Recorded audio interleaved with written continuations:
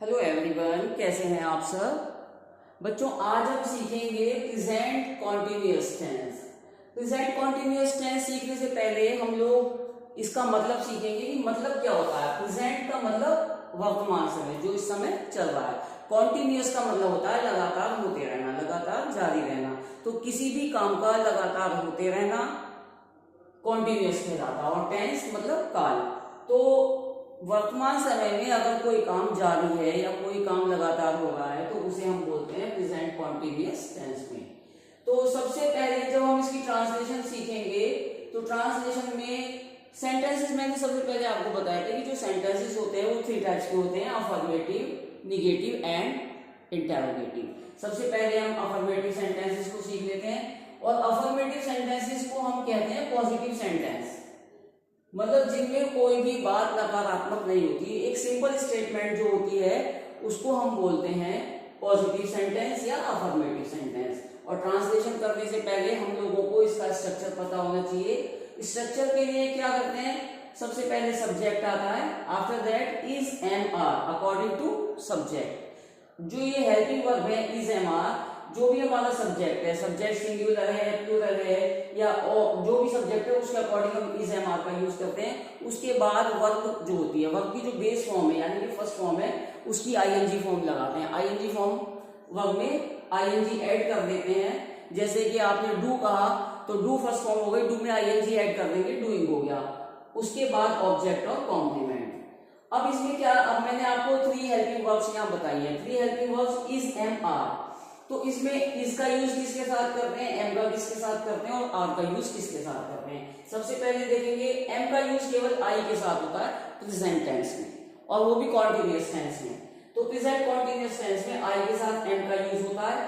इसके अलावा जो हमारे सिंगुलर सब्जेक्ट है, ही, शी, इट, और भी कोई जो सिंगुलर सब्जेक्ट होते हैं लाइक सीता, राम, मोहन, तो बर्ड, डॉग, कुछ भी है तो उन सब के साथ में हम इसका यूज करते हैं।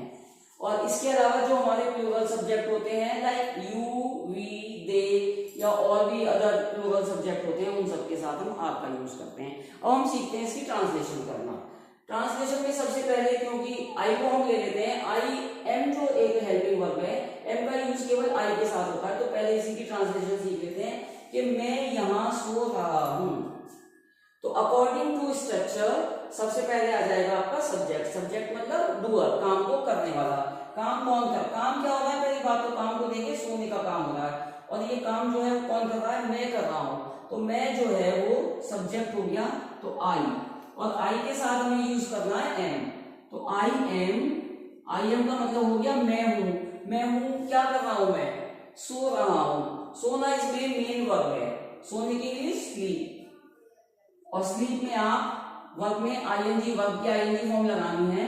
तो वर्ब का मतलब स्लीप आ गया यहाँ पर, और स्लीप में आपने आईएनजी लगा दिया तो स्लीपिंग। तो आई एम स्लीपिंग, कहां सो रहा हूं, यहां सो रहा हूं, आई एम स्लीपिंग हियर। एक सेकंड एग्जांपल इसमें हम लोग देखते हैं। सेकंड एग्जांपल आप लोग देखिए इसमें, वह, अभी हम सिंगुलर सब्जेक्ट लेके चलते हैं। आई का यूज, एम का यूज केवल आई के साथ होता है। अब इसके बाद हम इसको देखेंगे, इसके साथ क्या क्या सब्जेक्ट हम ले सकते हैं। आपने कह दिया कि वह पढ़ाई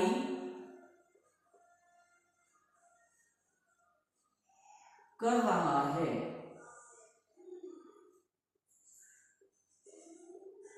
सब्जेक्ट क्या है, पढ़ाई कौन कर रहा है, वह कर रहा है। तो काम वो करने वाला है वह। सबसे पहले वह की इंग्लिश आ जाएगी, क्योंकि मैस्कुलिन जेंडर है, मेल वर्ब आ जाएगा तो इसमें आ जाएगी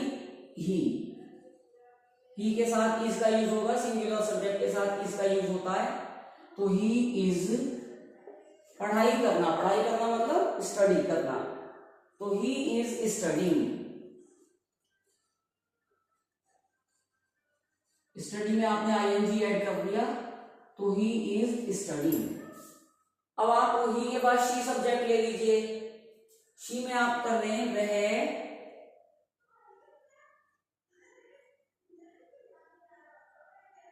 एक स्वेटर बुन रही है।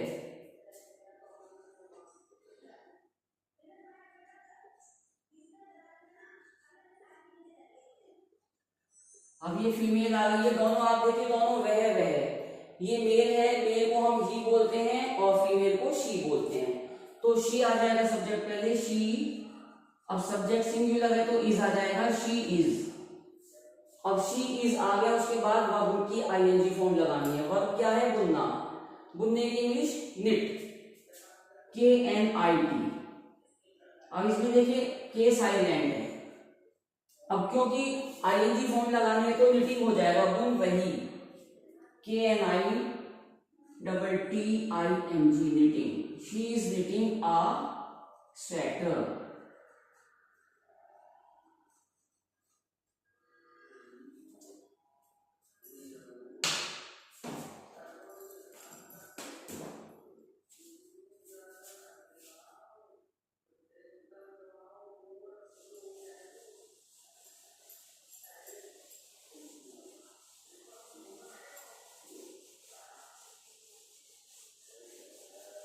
अब नेक्स्ट एग्जांपल हम इसमें देख लेते हैं। अभी सिंगुलर सब्जेक्ट की हम एग्जांपल देखेंगे। तो एक एग्जांपल और हम इसमें लेके देखते हैं कि वह फर्श पर झाड़ू लगा रही है। वह फर्श पर झाड़ू लगा रही है।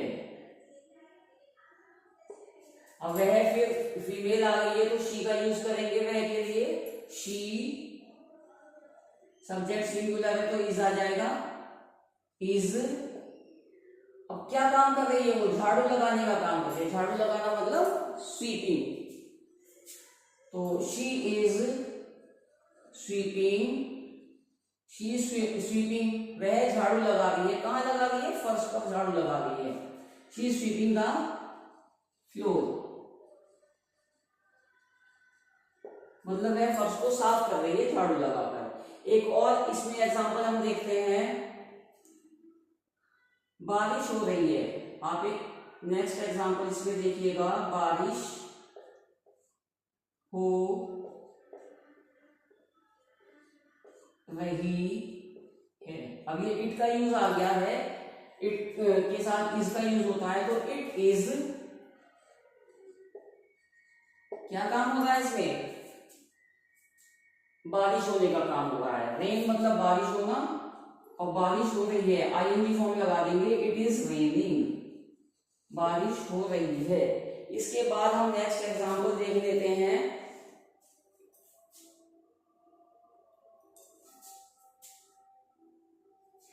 एक और एग्जांपल आप इसमें देखिएगा पहले। Sita picture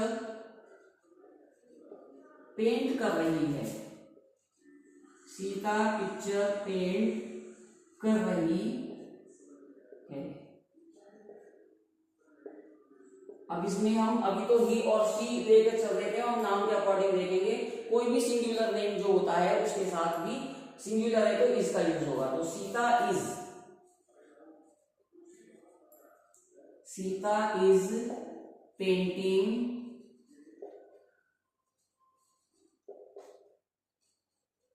the picture.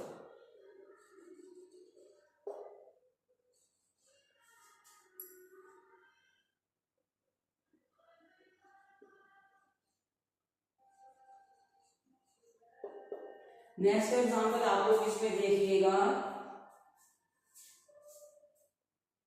अब इसमें हमने फीमेल का नेम ले लिया है, एक मेल का नेम ले लेते हैं। राम ले लेते हैं। राम अपनी ड्यूटी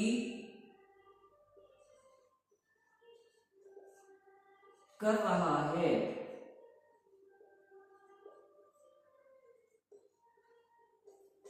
सब्जेक्ट राम है, राम आ जाएगा। राम इज क्या काम कर रहा है? करने की इंग्लिश हो गई डू। डू में आईएनजी लगा देंगे, डूइंग हो जाएगा। Ram is doing. राम कर रहा है, क्या कर रहा है? अपनी duty, his duty. Ram is doing his duty. अब नेक्स्ट एग्जांपल हम इसमें देख लेते हैं।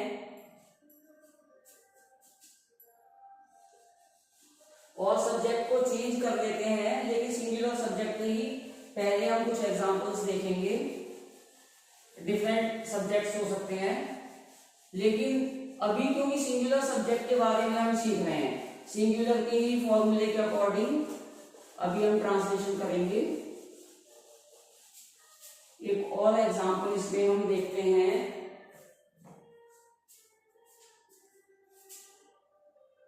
सब्जेक्ट ले लेते हैं हम इसमें मरीज ले लेते हैं। मरीज अब ठीक हो रहा है।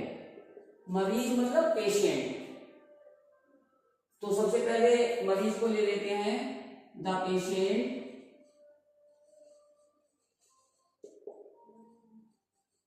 इज। अब सब्जेक्ट सिंगुलर है, पेशेंट अकेला है, तो इज आ जाएगा। द पेशेंट इज ठीक हो रहा है। ठीक हो रहा है का मतलब जो मरीज है वो हेल्थ में ही सही होगा। हेल्थ में सही होने को कहते हैं रिकवर होना। तो the patient is recovering. Recover का मतलब हेल्थ में स्वस्थ सही हो जाना। जो हेल्थ बिगड़ गई थी, स्वास्थ्य बिगड़ गया था, उसको कवर अप कर लेना। The patient is recovering now. एक और एग्जांपल देखते हैं। सूरज तेज चमक रहा है।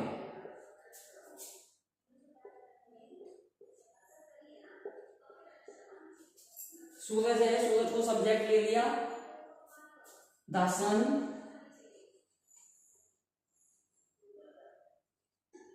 जितनी भी यूनिक चीजें होती है सबके पहले द का यूज करते हैं। सन के पहले द का यूज करेंगे, द सन। अब क्या कर रहा है सन? शाइन कर रहा है, चमक रहा है। The sun is shining. Sun क्योंकि सिंगुलर है तो इज लगाएंगे, द सन इज शाइनिंग। का मतलब क्या हो गया? सूरज चमक रहा है। कैसे चमक रहा है? तेज चमक रहा है। तेज का मतलब चमक बहुत ज्यादा है, तो brightly. The sun is shining brightly. Next example देखते हैं। हवा चल रही है। हवा चल रही है। तो हवा के चलने को हम कहते हैं ब्लो। हवा का चलना, ब्लो करना। तो हवा मतलब air. Air is singular subject मानते हैं एयर को भी हम। तो एयर इज क्या कर रही है? चल रही है, ब्लोइंग। ब्लो मतलब हवा का चलना। Air is blowing.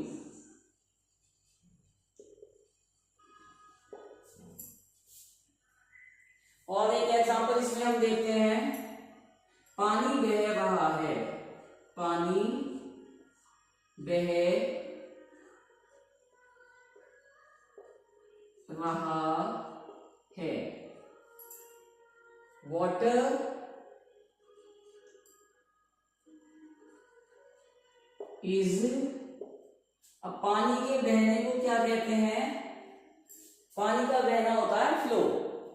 Water is flowing. बह रहा की इंग्लिश हो जाएगी फ्लोइंग। वाटर इज पानी है। क्या है पानी? बह रहा, फ्लोइंग। Water is flowing.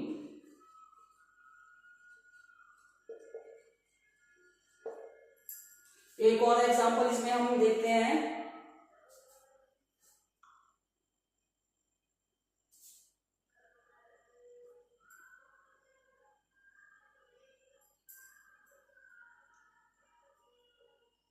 लकड़ी पानी पर तैर रही है।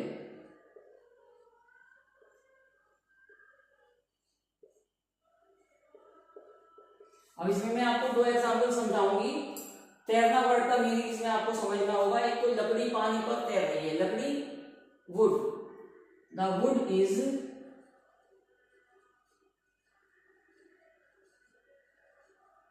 अब पानी पर तैरना यानी कि जो पानी की सरफेस है, ऊपर का जो लेवल है उसके ऊपर जो चीजें तैरती हैं वहां पर वर्ड यूज होता है तैरने के लिए फ्लोट।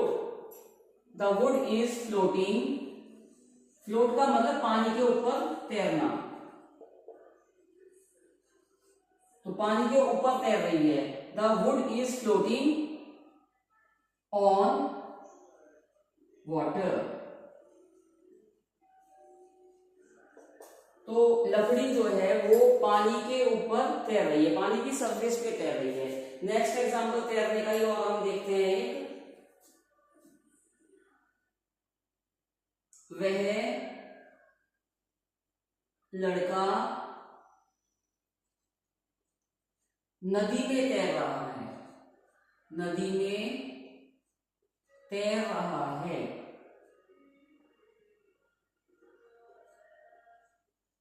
अब यहां देखें आप, यहां भी तैरना वर्ड आया है और यहां भी तैरना वर्ड आ गया है। तो दोनों में डिफरेंस क्या है कि जो चीज पानी की सरफेस पे या किसी भी लिक्विड की सरफेस पे तैरती है उसको हम कहते हैं फ्लोट करना, फ्लोटिंग, और पानी के अंदर तैरने को हम कहते हैं स्विमिंग। वह लड़का मतलब that boy, that boy is swimming, यहां स्विम वर्ड का यूज करेंगे क्योंकि पानी के अंदर तैर रहा है, पानी में तैर रहा है वो, स्विमिंग इन द रिवर।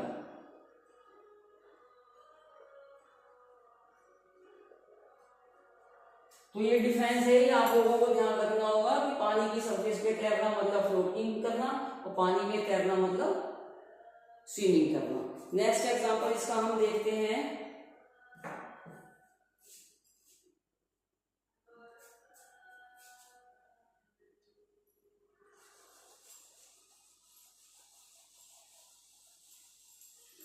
अब ये आपने इस समय सीखे हैं सिंगुलर सब्जेक्ट के एग्जांपल, कि सिंगुलर सब्जेक्ट के साथ हम इसका यूज करते हैं प्रेजेंट कॉन्टिन्यूअस टेंस में।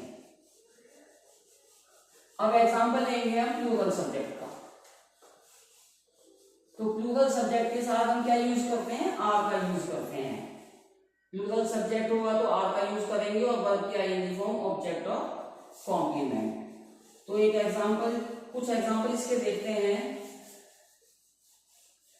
इसमें देखिएगा सबसे पहले आप,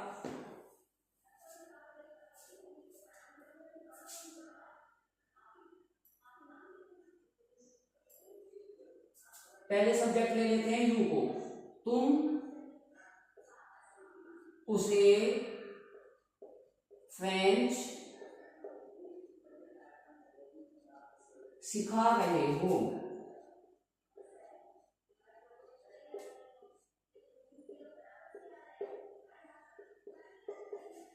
तुम उसे फ्रेंच सिखा रहे हो, सब्जेक्ट तुम आ गया, तुम मतलब यू, यू के साथ यूज होता है आर का, तो you are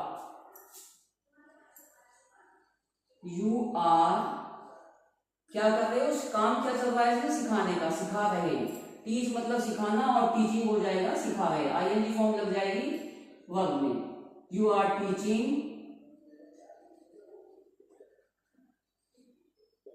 him French, French language,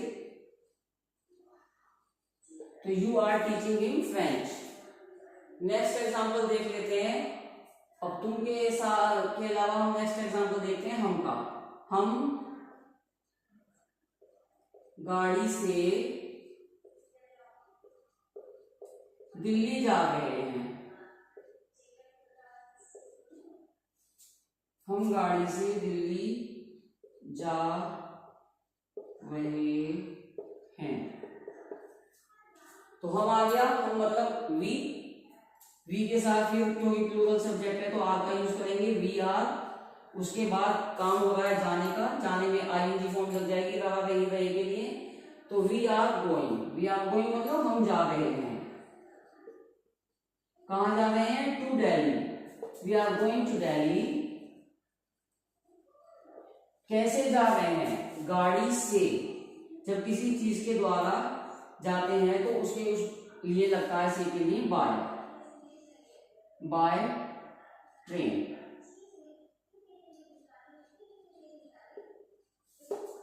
तो we are going to Delhi by train. Next example इसमें हम लोग देख लेते हैं।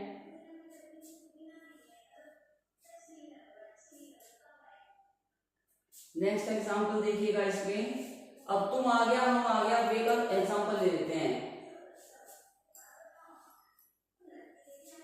वे के साथ आप यूज करिएगा वे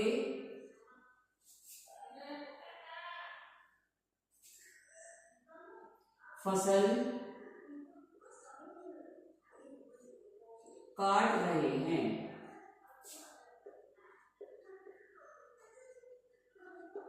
वे फसल काट रहे हैं। वे प्लूरल सब्जेक्ट हो गया, लेकिन इंग्लिश पहले लिख लेते हैं दे। अब प्लूरल सब्जेक्ट है, इसलिए यूज होगा हेल्पिंग वर्ब का आर का। तो दे आर, तो वे क्या कर रहे हैं? काट रहे हैं। क्या काट रहे हैं? फसल काट रहे हैं। तो पहले काटना, फसल को काटने को बोलते हैं हार्वेस्ट। They are harvest. अब क्योंकि रहा कहीं पहले लगा हुआ है तो आईएनजी फॉर्म लगा देंगे, हार्वेस्ट में आईएनजी ऐड कर देंगे।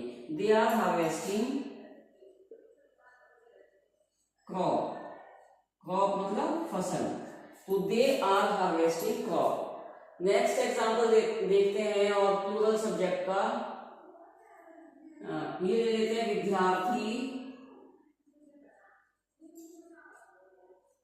परीक्षा की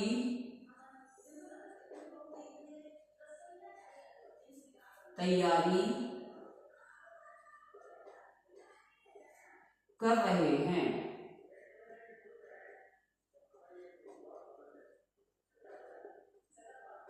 विद्यार्थी परीक्षा की तैयारी कर रहे हैं। विद्यार्थी को ले लेते हैं। विद्यार्थी कर रहे हैं से पता चल रहा है प्लूरल हो गए हैं। द स्टूडेंट्स बहुत सारे हैं तो प्लूरल सब्जेक्ट हो गया है द स्टूडेंट्स। सब्जेक्ट प्लूरल हो गया तो आपका यूज करेंगे द स्टूडेंट्स आर क्या कर रहे हैं? तैयारी कर रहे हैं। कि इंग्लिश हम ऑलरेडी आर लगा चुके हैं। द स्टूडेंट्स आर तैयारी कर रहे हैं। तैयारी करने को बोलते हैं हम प्रिपेयर करना। तो कर रहे रहा कहीं रहे आगे तो प्रिपेयरिंग हो जाएगा। The students are preparing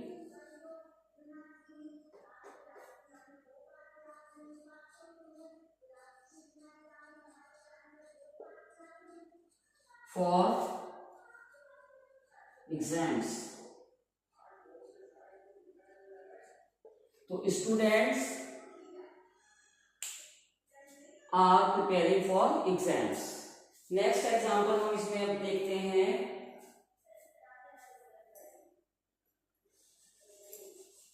plural subject का ही एक एग्जांपल और देखते हैं अभी। देखो बच्चों, जितनी ज्यादा आप लोग प्रैक्टिस करते हैं ट्रांसलेशन की, जितनी ज्यादा ट्रांसलेशन आप करते हैं उतनी ही ज्यादा ग्रामर आपको समझ में आती है। और ग्रामर समझने के लिए चीजें जो जरूरी है वो सबसे पहले हैं टेंसेस। टेंसेस सीखने के लिए उनका स्ट्रक्चर आपको सीखना पड़ता है, उनकी पहचान आपको पता होनी चाहिए। तो जब आपको पहचान पता होती है, स्ट्रक्चर पता होता है, तो आप इजीली ट्रांसलेशन कर लेते हैं। सबसे पहले इसमें आपको स्ट्रक्चर पर ही ध्यान देना होता है कि उसके अकॉर्डिंग अगर आप ट्रांसलेशन करते रहेंगे तो आप इजीली कर लेंगे। नेक्स्ट एग्जांपल हम इसमें देख लेते हैं।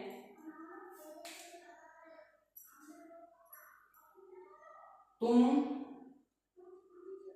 मुझे नजरअंदाज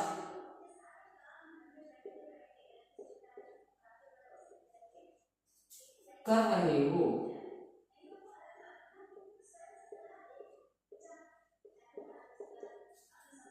तुम मतलब यू, सब्जेक्ट प्लूरल हो गया तो हो के लिए आर लग जाएगा। यू के साथ हमेशा आर का यूज होता है प्रेजेंट कॉन्टिन्यूअस टेंस में। तो यू आर नजरअंदाज करना। नजरअंदाज करने की इंग्लिश होती है इग्नोर, तो इग्नोरिंग हो जाएगा, रहा कहीं रहेगा। यू आर इग्नोरिंग, किसे कर रहे हो? मुझे। मुझे मतलब मी, ऑब्जेक्टिव केस आ गया है आई का, तो यू आर इग्नोरिंग मी, तुम मुझे नजरअंदाज कर रहे हो।